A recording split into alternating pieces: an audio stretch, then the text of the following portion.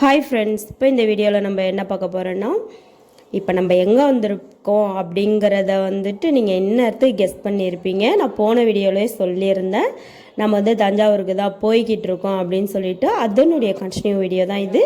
Video வந்து skip பண்ணாமல் பாருங்கள். இந்நேரத்துக்கு நீங்கள் கண்டுபிடிச்சிருப்பீங்க. ஆமாங்க, நம்ம எங்கே வந்திருக்கோம்னா பாஸ்போர்ட் ஆஃபீஸ் தான் வந்திருக்கோம்.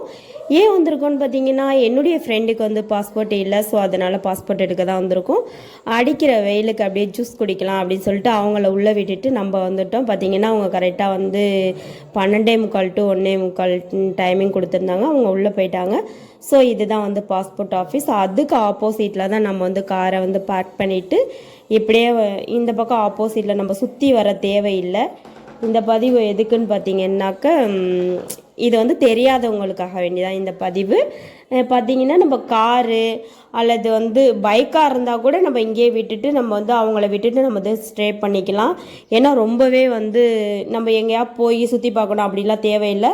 செம்ம ஒரு எப்படி சொல்கிறது, நல்ல ஒரு பிளேஸாக தான் இருக்குது. பார்த்திங்கன்னா நம்ம போட்டுட்டு காரு பைக்கு இந்த மாதிரி போட்டுட்டு நம்ம வந்து இங்கே வந்து இருந்துக்கலாம். செம்மையாக காற்று வருது, நல்லா டைம் பாஸ் ஆகுது. ஓகே ஃப்ரெண்ட்ஸ், இந்த வீடியோ பிடிச்சிருந்தா மறக்காமல் லைக் பண்ணுங்கள், கமெண்ட் பண்ணுங்கள்.